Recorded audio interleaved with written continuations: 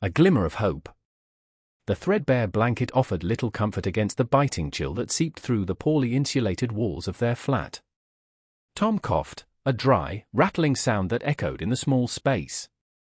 Lily winced, her stomach clenching with a familiar anxiety. "Almost gone," Tom rasped, holding up his empty glass. "Just a little more water, Lily."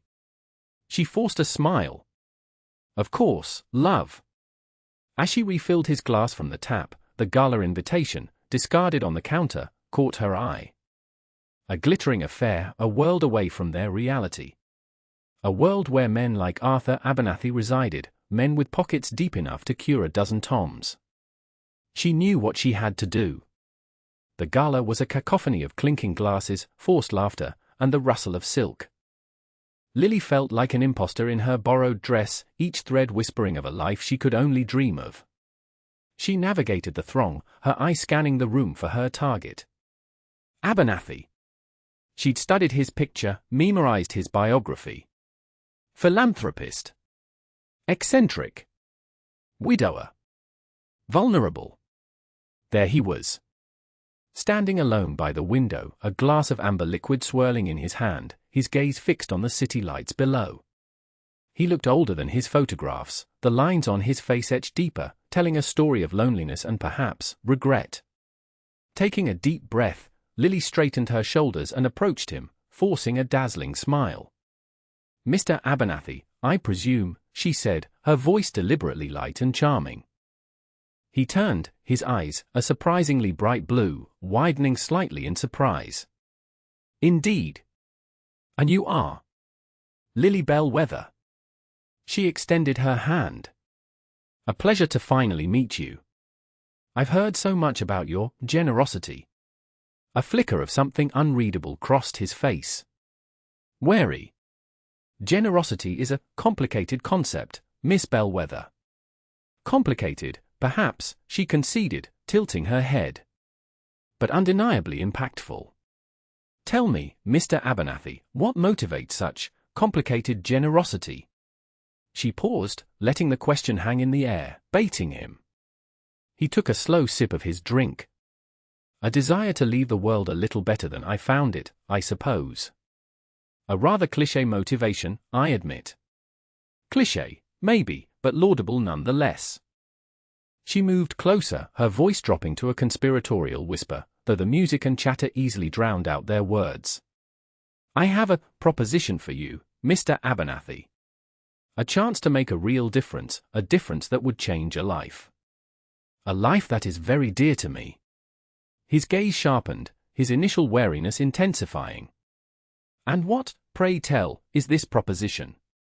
"It's complicated," she mirrored his earlier phrasing, a playful glint in her eye. "Perhaps we could discuss it in a more private setting." She gestured towards a dimly lit alcove, her heart pounding against her ribs.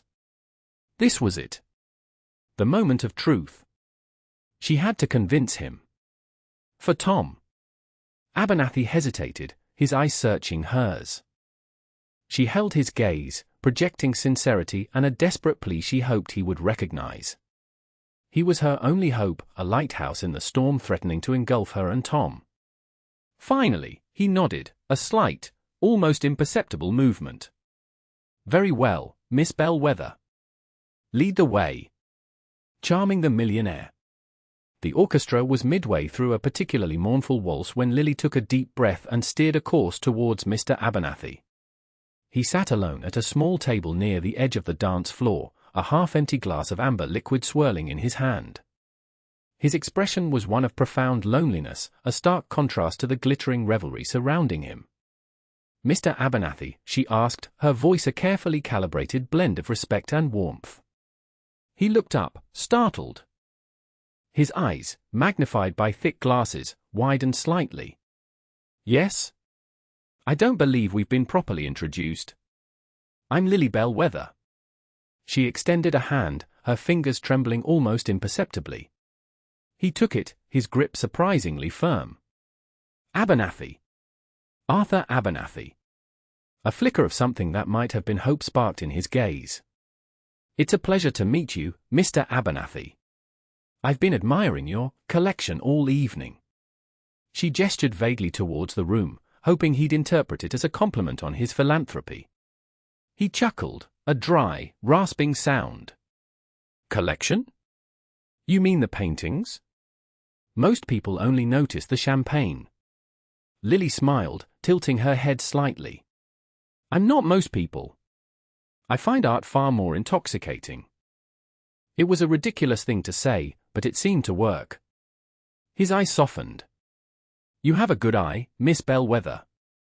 Tell me, what do you think of the Monet? And so it began.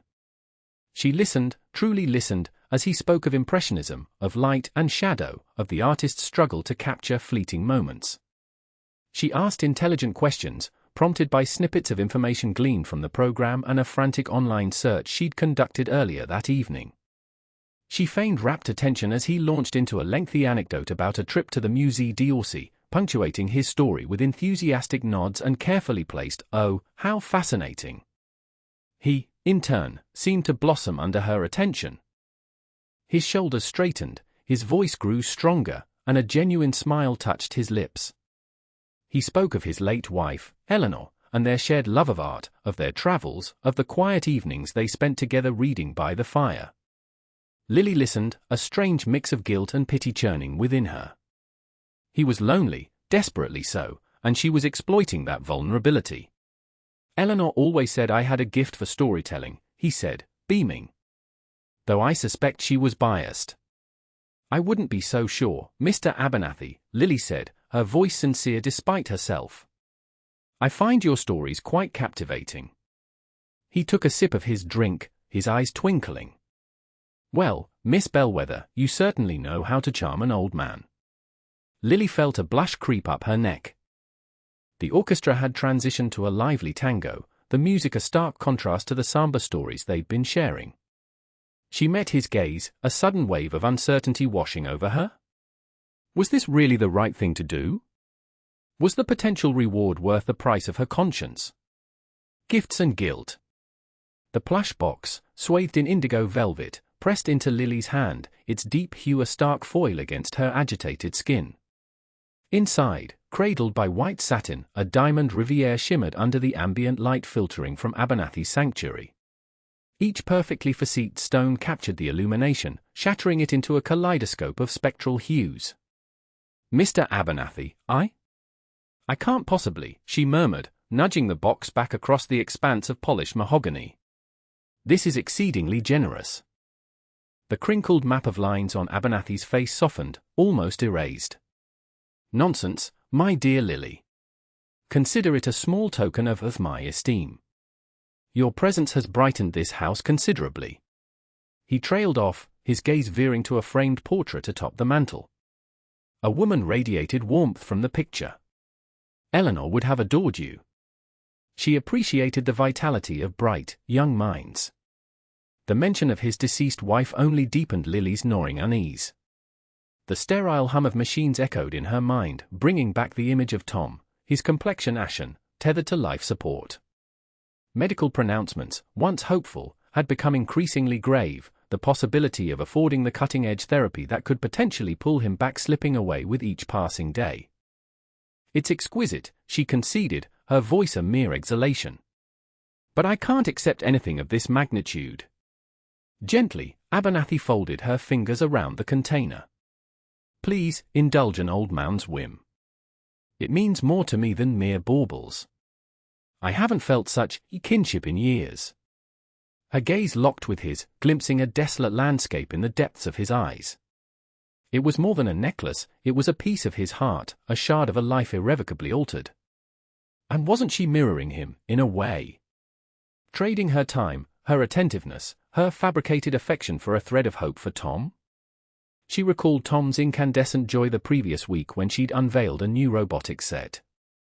His eyes, normally clouded by exhaustion, had blazed with boyish enthusiasm. Thanks, Lil, he'd croaked, his voice feeble but sincere. You're the best sister ever. The memory was a sharp pang.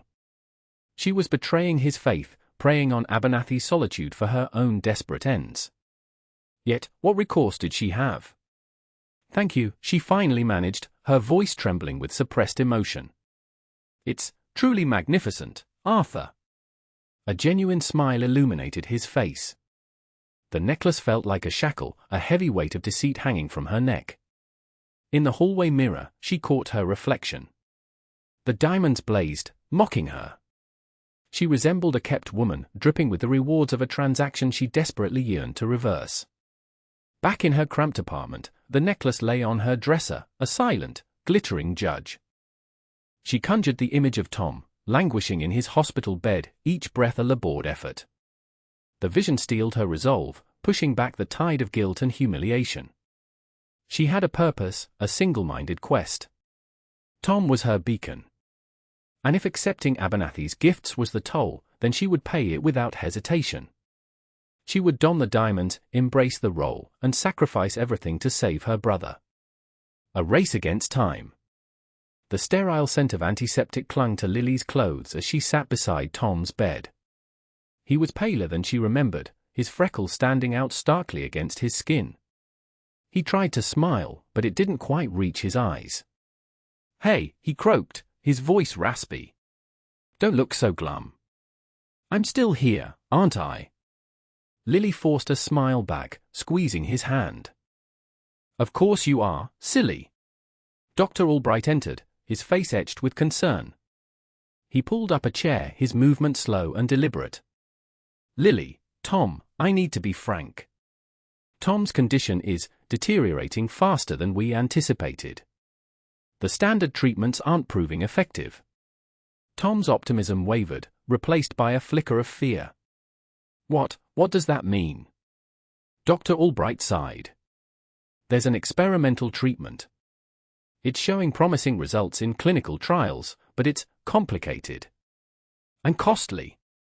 He named the drug, a long, unpronounceable string of syllables that sounded like something from a science fiction movie. Lily seized on the glimmer of hope. "Costly? How costly?" The doctor hesitated. "Very. It's a new therapy. The research and development costs are astronomical. We're talking, well, significantly more than your family could afford." Lily's heart plummeted. She felt a cold dread creep through her veins. "How much more?" she pressed, her voice barely a whisper. Dr. Albright named a sum that made Lily's head spin. It was more than their house was worth, more than she could ever hope to earn in a lifetime.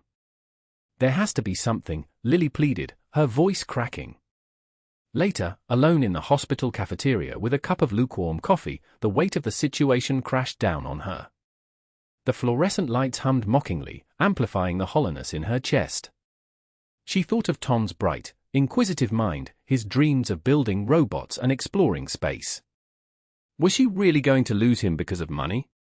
Her gaze drifted to the street outside. Mr. Abernathy's limousine was probably parked somewhere not too far from here. He was a man who could easily afford the treatment. A man who had shown a peculiar interest in her. The memory of the expensive necklace, still nestled in its velvet box at home, burned in her mind. A wave of nausea washed over her. The thought of using him, of leveraging his attraction to her, made her skin crawl. But Tom. She closed her eyes, picturing Tom's face, his forced smile, the fear in his eyes. She tasted the metallic tang of desperation on her tongue. Lily opened her eyes, her gaze hardening. She pulled out her phone and dialed Mr. Abernathy's number. The ringing seemed to echo in the cavernous cafeteria, each pulse a hammer blow against her conscience. She had a race against time, and she was prepared to do whatever it took to win. Eavesdropping at the gala. The crystal chandelier above cast a fractured rainbow across the ballroom, each shard of light a tiny, distorted reflection of her own fractured intentions. Lily swirled the champagne in her glass, the bubbles mirroring the nervous flutter in her chest. Another gala. Another forced smile. Another evening spent navigating the treacherous currents of the city's elite. She spotted Arthur Abernathy near the sprawling ice sculpture, his silver hair catching the light. He looked even more solitary than usual, a lone ship adrift in a sea of glittering gowns and boisterous laughter. Lily felt a pang of something akin to guilt. She was using him, wasn't she? Even if her motives were noble, the act felt increasingly dirty. Taking a deep breath, she approached him. "Mr. Abernathy," she said, her voice a little too bright. "Enjoying the festivities?" He turned, his eyes lighting up with a warmth that always surprised her. "Lily." "Yes, well, as much as one can. These events, they lack a certain spark, without Eleanor." Eleanor? His late wife. He spoke of her so rarely, but when he did, his voice took on a soft, wistful quality. Lily found herself genuinely curious. "She must have been a remarkable woman," she said gently. Abernathy sighed. "She was. Full of life, full of fire." "She would have hated this," he chuckled, gesturing around the room with a dismissive wave of his hand. "Too much pretense." They fell into a comfortable silence, watching the swirling crowd. Lily almost forgot her mission, almost forgot Tom, almost forgot everything but the quiet sadness emanating from the old man beside her. Then, she heard it. A snippet of conversation, carried on the wave of music and chatter. "Groundbreaking research, Dr. Albright, potential breakthrough." The voices were coming from a small alcove behind the ice sculpture. Curiosity piqued, Lily subtly maneuvered herself closer, pulling Abernathy along with her. "Rare genetic disorder, targeting a specific enzyme deficiency," Lily strained to hear, her heart beginning to pound. Genetic disorder, enzyme deficiency. It couldn't be. She risked a peek around the edge of the sculpture. Abernathy was deep in conversation with a distinguished-looking woman in a lab coat. "Dr. Albright," she assumed. "And the Abernathy Foundation's contribution is invaluable," Dr. Albright was saying. "Without it, this program simply wouldn't be possible." Abernathy nodded, his expression serious. "Eleanor always believed in supporting cutting-edge research. It's the least I can do to honor her memory." Then, Dr. Albright said the words that sent a shiver down Lily's spine. "We're making significant progress, Arthur.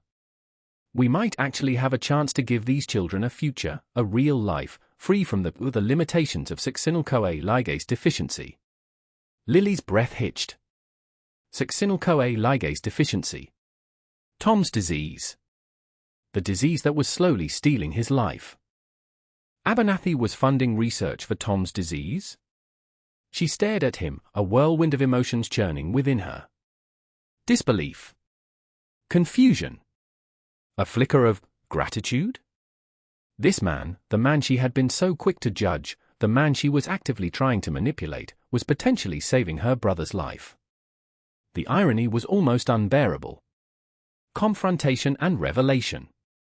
Lily found him in the solarium, sunlight painting the dust motes dancing in the air around him. Mr. Abernathy sat stiffly in a wicker chair, a half-finished game of solitaire spread across a small table. The air hung thick with the scent of jasmine and something vaguely medicinal. He looked smaller than she remembered, almost fragile. "Mr. Abernathy," she said, her voice sharper than intended. He startled, his pale blue eyes flicking up to meet hers. "Miss Bellwether. To what do I owe this intrusion?" "Intrusion?" Lily scoffed, stepping further into the room. The humid air prickled her skin. "I think it's high time someone intruded on your little world of privilege and isolation. You're so removed from reality, you wouldn't know a real problem if it bit you." His brow furrowed, a vein throbbing in his temple. "I beg your pardon. This research," Lily gestured wildly, "this whole charade. You think throwing money at a problem solves everything? You're funding experiments in pristine labs while people are out there struggling, dying. Tom is struggling. He needs help now, not some theoretical cure 5 years down the line." He didn't respond immediately, his gaze drifting back to the cards. The silence stretched, punctuated only by the chirping of unseen birds outside. The air grew heavy with unspoken things. Lily's anger began to falter, replaced by a creeping unease. Had she gone too far? "You think I'm insensitive, Miss Bellwether?" he finally asked, his voice barely a whisper. He picked up a card, a queen of spades, and held it between his trembling fingers. That I don't understand suffering. Lily hesitated, the fire in her belly cooling. Well, do you? He let out a dry, humorless chuckle. Eleanor, my wife, she battled Parkinson's for 10 years. 10 years of watching her fade, of feeling helpless as the disease stole her away piece by piece. He paused, his eyes glistening. Do you think I enjoyed that? Do you think I enjoyed writing checks for treatments that offered only fleeting respite? He placed the Queen down with a snap. This program, it wasn't some whimsical project born of boredom, Miss Bellwether. It was born of desperation. Of a burning desire to prevent others from experiencing the same agonizing loss I did. I wanted to find a cure, yes, but more than that, I wanted to offer hope. Real, tangible hope. He looked at her then, his eyes filled with a profound sadness that resonated deep within Lily. I established the Bellwether Foundation to help people like your brother, Miss Bellwether. People who deserve a chance at a better life. A change of heart. The scent of old books and beeswax hung heavy in the air, coating Lily's tongue with a bitter aftertaste. Mr. Abernathy sat across from her, the afternoon light catching the silver strands in his otherwise dark hair. He hadn't said a word since she'd finished recounting Tom's illness. His gaze, usually distant, was sharp, focused. It felt like being pinned under a microscope. Guilt, a cold, hard knot, tightened in Lily's stomach. She'd pictured this moment 100 times, rehearsed her performance, perfected her fluttery eyelashes and trembling voice. But the rehearsed words felt like ash in her mouth now, inadequate and cheap. Mr. Abernathy, she began, her voice barely a whisper, I haven't been entirely honest with you. He raised a brow, a silent invitation to continue. Lily swallowed, the lump in her throat refusing to budge. When I first sought you out, I knew about your foundation, about the research you fund. And I thought if I could just charm you, perhaps persuade you. The confession choked her. She couldn't meet his eyes, her gaze fixed on the intricate pattern of the Persian rug beneath her feet. I thought I could manipulate you into funding Tom's treatment. The silence stretched, taut and unforgiving. Lily braced herself for his anger, his disappointment, the inevitable dismissal. She deserved it. She'd come to him with deception in her heart, preying on his generosity. Finally, he spoke, his voice surprisingly gentle. And has your opinion of me changed, Miss Bellwether? Lily's head snapped up. Yes, she said, the word raw and honest. Terribly. I misjudged you.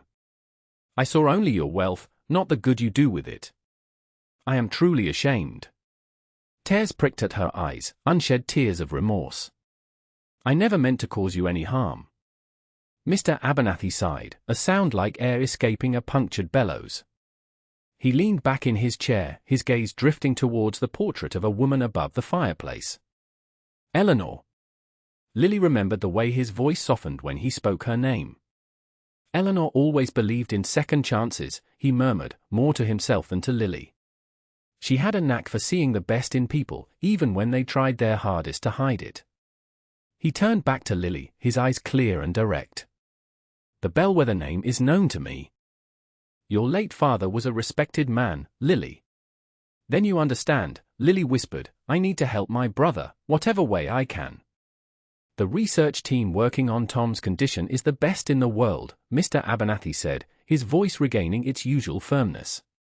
They are close to a breakthrough. Your brother will receive the treatment, Miss Bellwether. Free of charge. Relief washed over Lily in a dizzying wave. It was more than she deserved, more than she could have ever hoped for. Mr. Abernathy, I don't know what to say. Say nothing, he said, waving a dismissive hand. Simply promise me you'll visit Tom often. He needs your strength. He rose from his chair, a subtle gesture that signaled the end of their conversation. And Miss Bellwether, he added, pausing at the door, perhaps in the future, you will consider approaching people with honesty, rather than charm. Lily nodded, humbled. She knew she had a long way to go to earn his forgiveness, and even further to forgive herself. But as she stepped out into the fading sunlight, a flicker of hope ignited within her. Tom would be all right. And maybe, just maybe, she could learn to be a better person. Hope restored. The automatic doors hissed open, releasing Lily into the antiseptic air of the hospital. In her grip, the creased consent forms felt like the only thing standing between Tom and the abyss. Foregoing the slow crawl of the elevator, she bolted up the stairwell, each flight a testament to her desperation. At last, she found him, as always, nestled amongst the starched white sheets, coaxing life back into a discarded circuit board. A hint of a smile played on his lips as she appeared. "Lily! What's the rush? Did the cafeteria finally decide to serve something other than flavorless gruel?" She could only manage a shaky head, gasping for air. "Tom. I have news." Smoothing the wrinkled papers, her fingers betrayed her anxiety. "Remember Dr. Abernathy? The one I mentioned with the experimental protocol?" A spark ignited in Tom's eyes, hope flickering to life. "You got us in." He agreed. The word escaped as a mere breath. "He's agreed to treat you. It's really happening. But there are inherent risks." He outlined them all. Tom's hand found hers, his touch a grounding warmth. "Risks are acceptable, considering the alternative." He squeezed her hand reassuringly. "Tell me everything." The subsequent hours blurred into a whirlwind of medical consultations, hurried blood draws, and last-minute preparations. Lily, a silent observer, felt her pulse hammering in her ears as the nurse carefully introduced the experimental drug into Tom's veins. The liquid, almost invisible, held the tantalizing possibility of a future snatched from the jaws of fate, a future she'd nearly despaired of. Days bled into weeks. Initially, the treatment was a brutal assault, waves of nausea, bone-deep fatigue, and a relentless headache that stole Tom's sleep. But then, subtly, almost imperceptibly, a shift began. His appetite returned with a vengeance. The constant, rattling cough that had become a morbid soundtrack to his existence faded into silence. He even managed to sit upright for longer stretches, and the light in his eyes rekindled, mirroring the joy she used to see. One afternoon, she found him immersed in the pages of a scientific journal, a pencil his scepter and shield. He looked up as she entered, a genuine smile illuminating his face. "Lily, look at this. They're on the cusp of some incredible breakthroughs in neural interface tech. Imagine, controlling prosthetics with sheer thought." He brandished the journal, his enthusiasm contagious. It wasn't just the science, or the tantalizing possibilities of controlling machines with his mind. It was the return of that irrepressible spark, that unquenchable thirst for life that she saw shining now in his expression. It was the hope of a future, not just survival, but one brimming with limitless possibilities. She sank into the chair beside him, a tidal wave of gratitude washing over her, potent enough to draw tears. He was improving. He was genuinely on the mend. She had manipulated Abernathy, charmed him with calculated sweetness, but in doing so, she had offered her brother a second lease on life. The guilt remained, a dull ache in the background, but it was consumed by an overwhelming sense of relief. "That's incredible, Tom," she managed, her voice thick with unshed tears. "Truly incredible." He grinned, his eyes alight with excitement. "You know, once I'm back on my feet, I was thinking maybe we could dabble in building a neural interface ourselves. Just as a fun project." Lily laughed, a sound of pure, unadulterated joy that resonated within the sterile confinement of the hospital room. "I would like that very much, Tom. Very much indeed." A new path. The antiseptic scent of the hospital clung to Lily's clothes long after she left for the day. She volunteered on Tuesdays and Thursdays, pushing a beverage cart through the oncology ward, offering lukewarm coffee and juice to patients whose faces were etched with a weariness that mirrored Tom's, but lacked his spark of defiance. She told herself it was research, observing, understanding the enemy she was fighting for her brother. But the truth was, she was finding a strange sort of solace in their quiet strength. Mr. Abernathy's research team welcomed her with a cautious curiosity. Dr. Evans, a woman with perpetually tired eyes and a messy bun, explained the intricacies of their current project, a new targeted therapy designed to minimize the harsh side effects of traditional chemotherapy.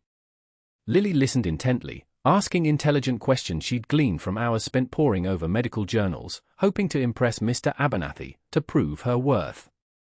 He watched her from his corner office, a silent, brooding presence behind the glass. One afternoon, she found him standing by Eleanor's memorial plaque, the polished brass gleaming under the fluorescent lights. He was staring at the inscription, his shoulders slumped. "She would have liked you, Lily," he said, his voice raspy. Eleanor always had a soft spot for young people with ambition. Lily's carefully constructed facade threatened to crumble. Was he seeing through her? Did he suspect her ulterior motives? I just want to help," she stammered, hating the tremor in her voice. He turned, his gaze piercing. "Help, Tom, you mean?" She nodded, shame burning in her cheeks. He sighed, a sound heavy with grief. "Everyone has their reasons, Lily. The important thing is that good comes of it." He paused, then added, "Eleanor always said I was too cynical."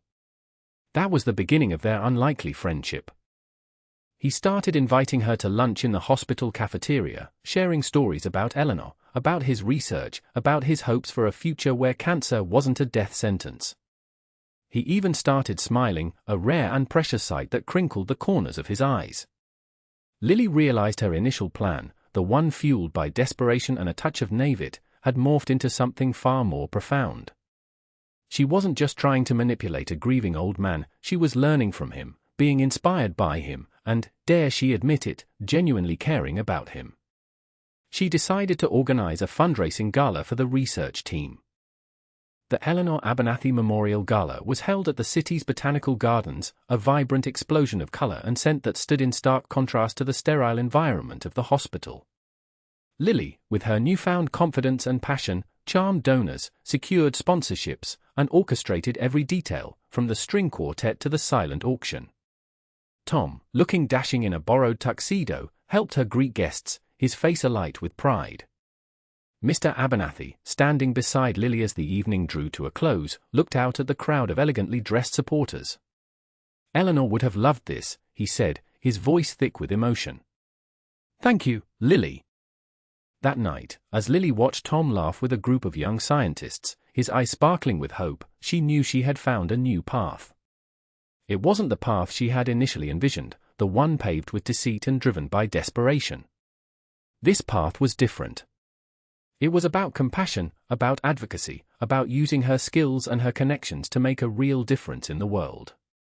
And it was a path she would walk, hand in hand, with the brother she loved and the man who had unknowingly saved them both.